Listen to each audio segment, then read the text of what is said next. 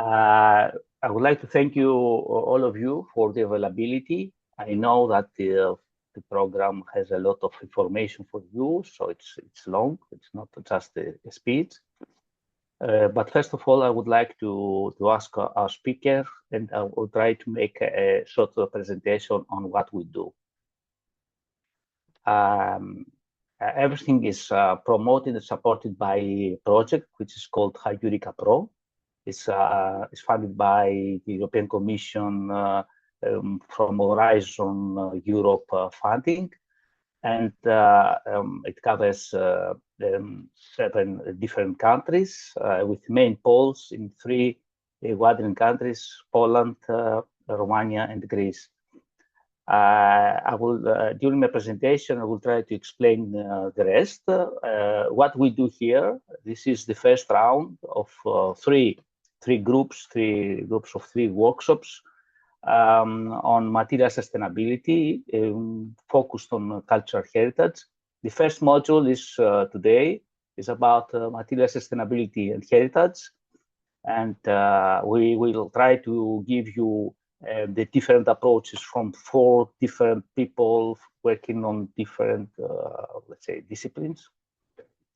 The second round will be implemented on October. It's about sustainable materials applications. This will be more scientific, focused on nanomaterials or environmental management of materials. It's more focused on technology.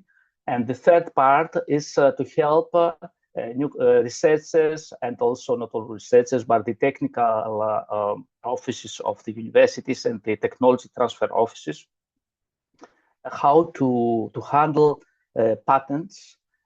So it's devoted to patent rights, and to support the researchers to exploit their research outcomes. This first workshop, this first group of speeches is, as you can see here, is about innovation and sustainable heritage. This will be presented by me. Green solutions in art restoration to be presented by Professor Alexopoulou. The environmental sustainability museum sector from Dr. Purbu. Chrisa Purbu is a doctor working in the museum. She has the opportunity to give you some very good examples from her experience. And the fourth is about the sustainability and connection to UN Sustainable Development Goal. This is from Nuria from University of Leon. This is just our picture, just to know us who we are. I would like to thank Maria Fernandez Raga from the University of Leon. She worked with us to develop and to structure this group of presentations. So to gain some time, I will start with my presentation, and I will try to give you a very, let's say, a good introduction to the topic. And I hope that now I have the opportunity to give you some ideas for future, and I'm sure that we have a lot of opportunities to do a lot of things in the future. We start from this card talking about crisis problems. I think first of all we need to understand that everything is under risk, and let's say we live in a limbo. Each day is different. Today we discuss about another crisis in Greece, but we have a lot of crisis for health, crisis for the world, energy crisis. Energy poverty, which is very big problem. In our university, we work also on what we call mobility poverty. And we have to start from this. We have to see how we can handle this crisis, and in our case, to focus more on climate crisis. This is a very strange picture, Acropolis at the snow. This is a very common picture for people who have visited Venice, have seen these constructions in front of San Marco. It's about flooding. It is very, very common. And this is very recent, May of 2025 in Chania, due to Sahara. And all these monuments we have to see how to protect and how to walk on heritage under these new conditions. Also, in these pictures, you can find what happened in Central Europe, in Nysa in Poland, or in several areas in Central Europe. So some pictures. So it's and overheating is now present. Last 2 days were very, very hot here in Greece. Another pressure to any moment, any heritage, and this is some pictures from one for projects, is about the capacity of the carrying capacity of Natura areas, and it's the same for any monuments, for every heritage monument, how many tourists can visit per day. This is a big discussion about over-tourism, but over-tourism is really a big risk for heritage, but also for the monuments.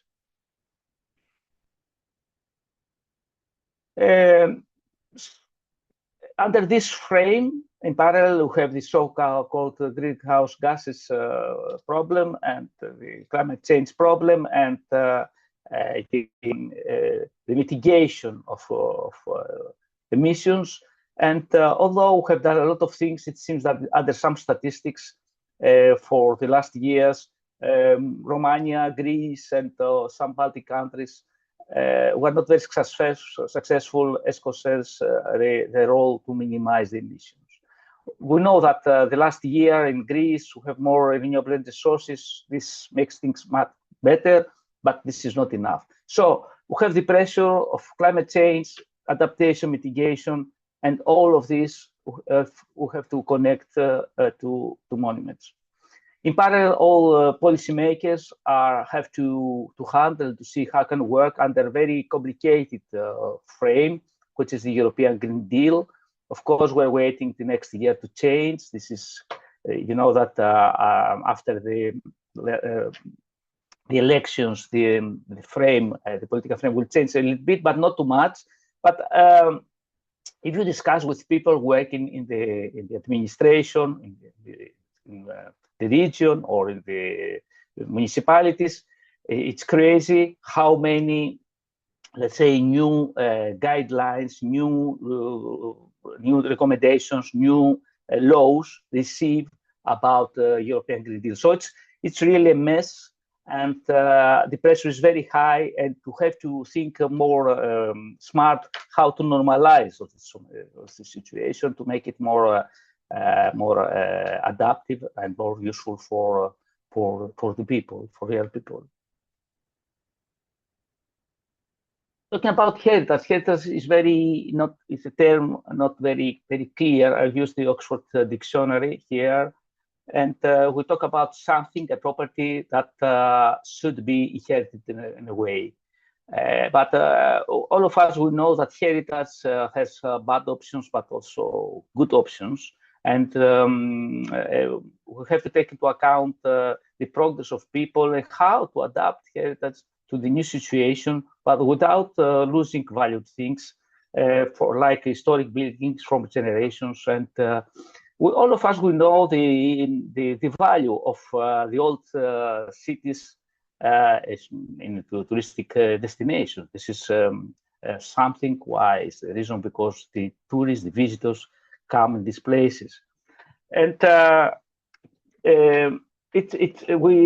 there's no question that we need to preserve not only some materials but also some whatever is other what we call cultural value.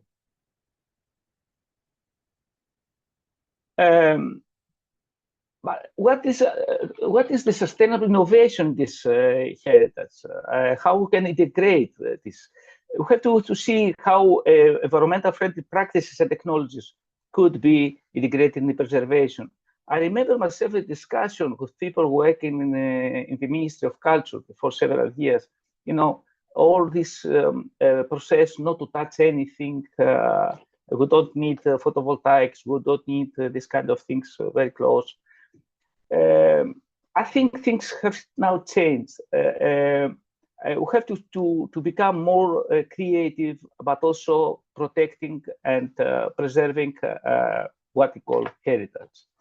So it's really a big discussion, but we have new conditions with climate change, which is really a risk for the monuments, for everything. Some principles for people who are not very close, not very relevant about sustainable innovation is to minimize the intervention, not too much. Any restoration work could potentially be reversible.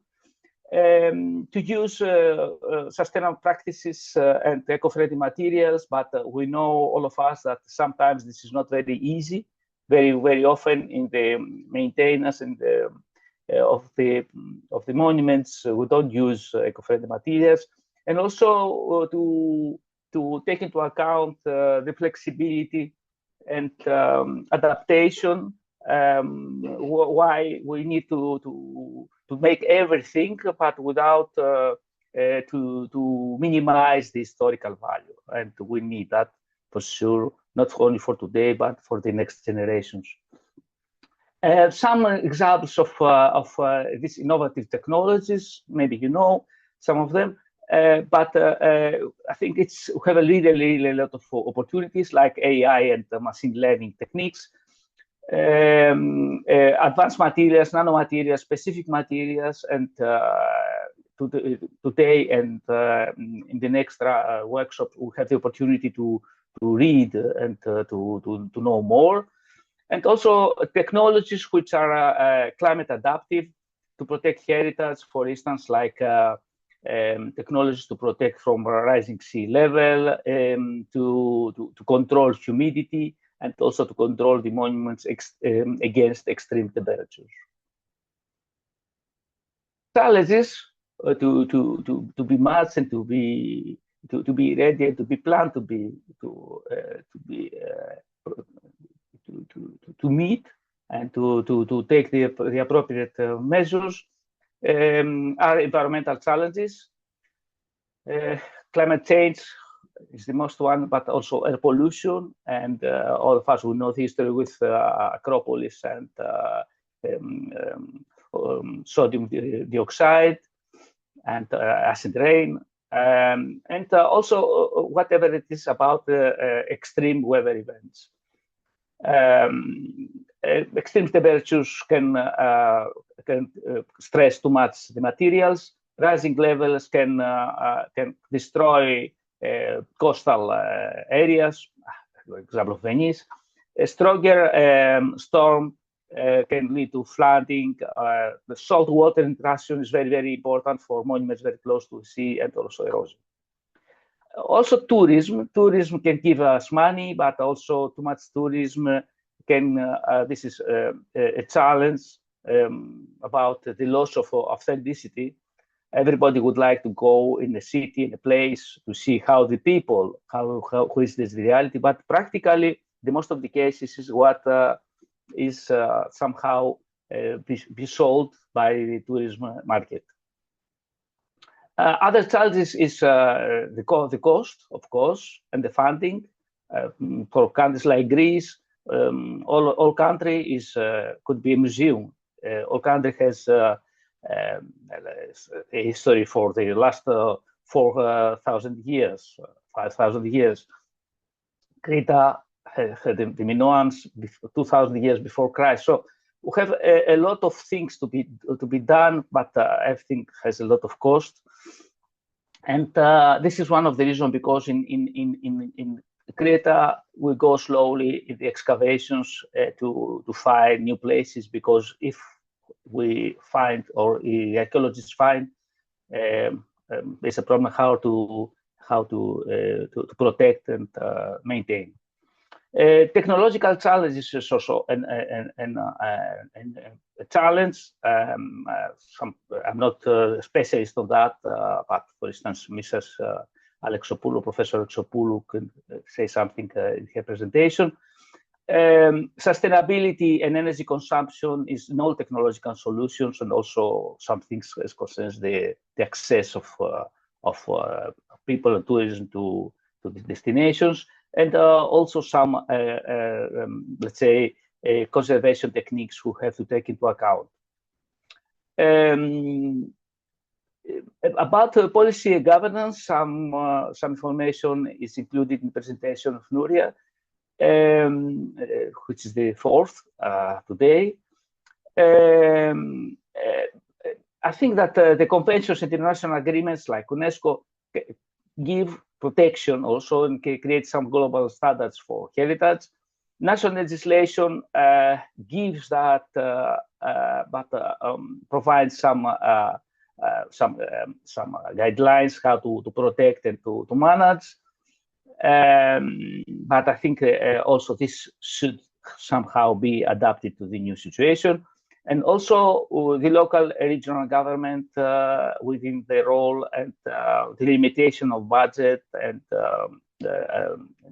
role can help, especially for building codes, renovation, and districts, and some districts.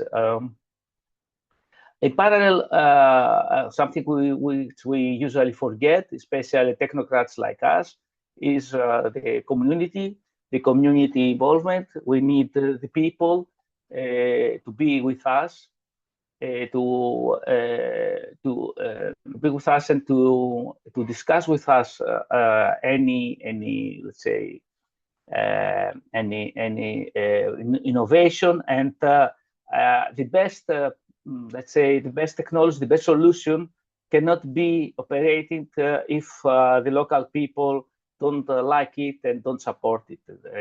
So have to take find solutions which make the local people and regional people to feel proud. So it's something very important to this participatory governance models.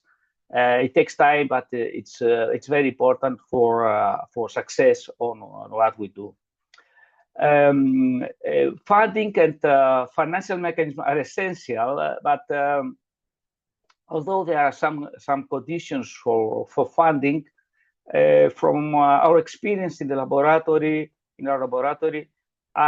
we consider that if we will create a mature plan for conservation, and I think there are a lot of funding sources, and not only the European funding or the national funding, but also especially in civilization, in the monuments, there are a lot of NGOs and a lot of funding, private funding, who can support.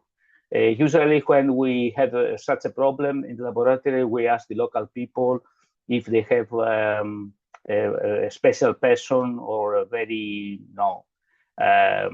who is from a place. It's very often that rich people would like to support the local activities. And also we need to create the proper laws and policies. I think it is very, very complicated.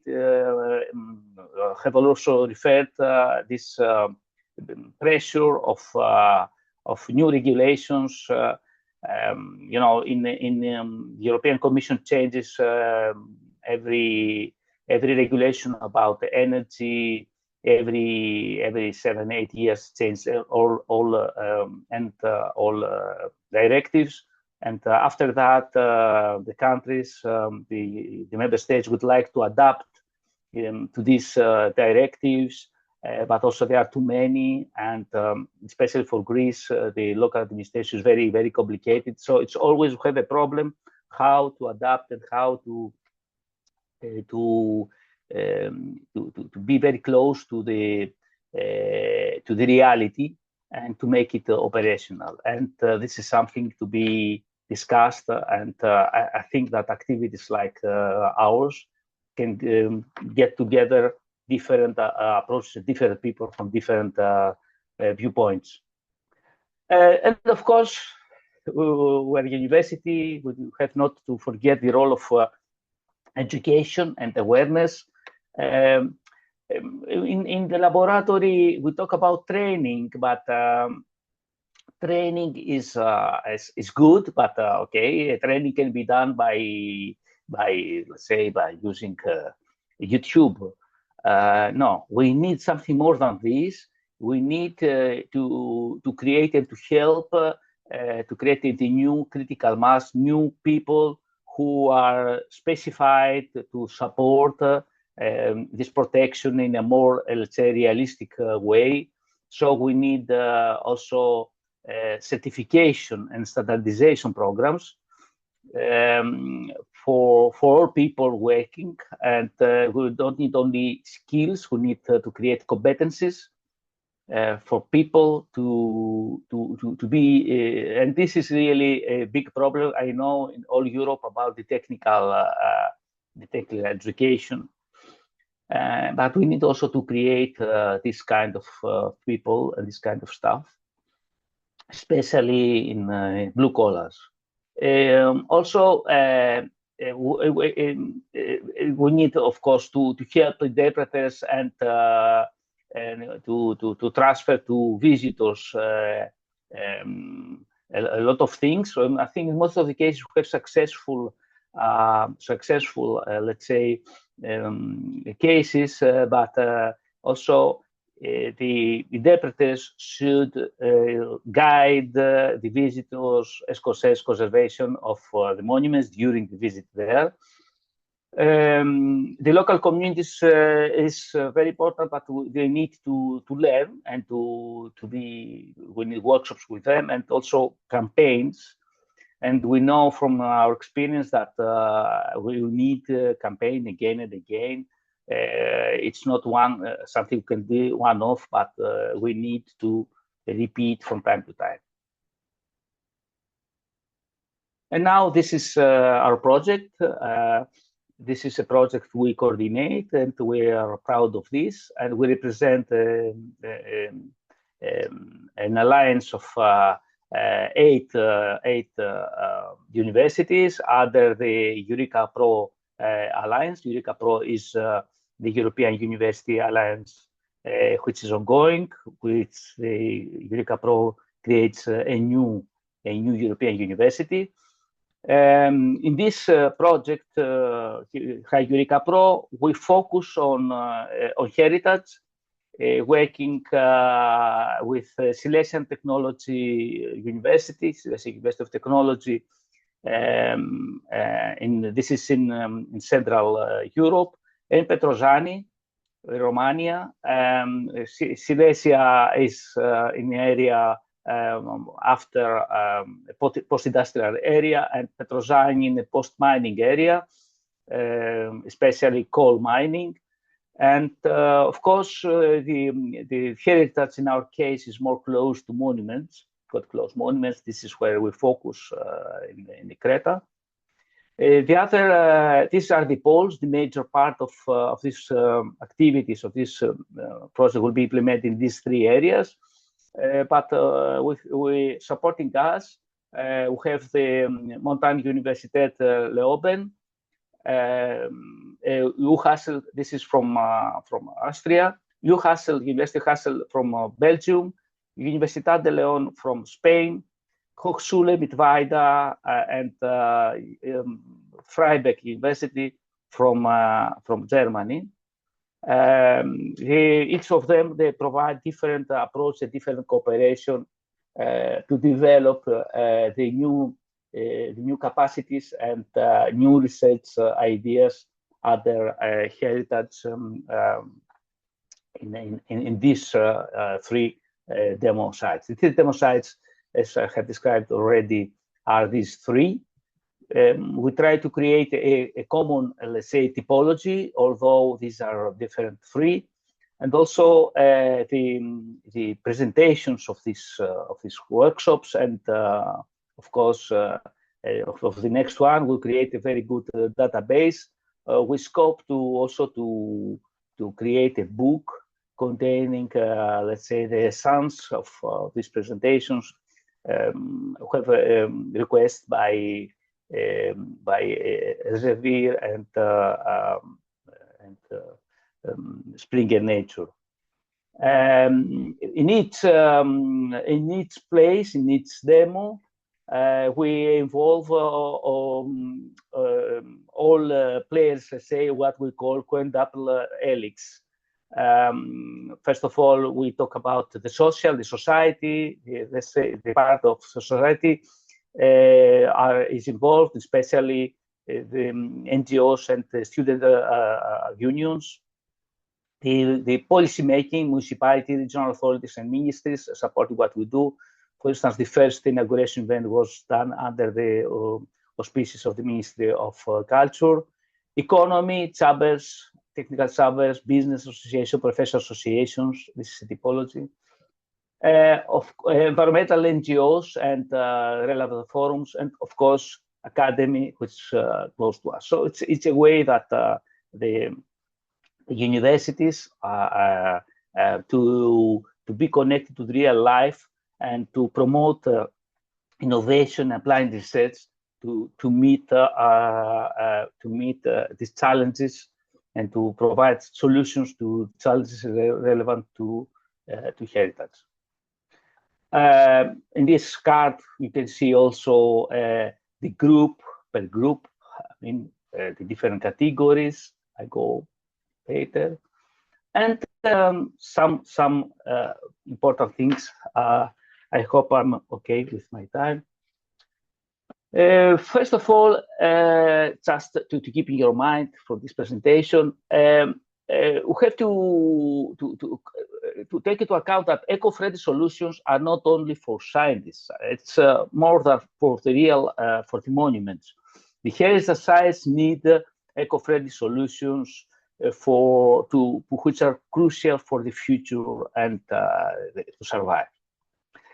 Another point which was also discussed also other the meetings we have inside under this the umbrella of this project, it's the issue of authenticity and historical value. I mean, tourism practically market are not helping, and so we need to be very careful how to keep what called authenticity. We have new technologies, AI, which is very, let's say, very popular these days. We have they offer some solutions, but they have to be very carefully to use them to preserve the integrity of these sites. The education of the people and awareness are key. The key. It's not only for students; it's also for the society. We need people and people to like and to support and to protect the monuments and to take care of this. And to make them, we have to make everybody more responsible, especially in cases like this. And also some guiding principles, like the people work in the field of maintenance and excavation. They know that any minimal intervention, reversibility, sustainability. We need them to, in order to respect and protect the historical, let's say, profile of the sites. So I have just finished. I hope I've offered something new, some information to you. Thank you very much for your attendance, and I'm happy to. I will stop share, and I will be available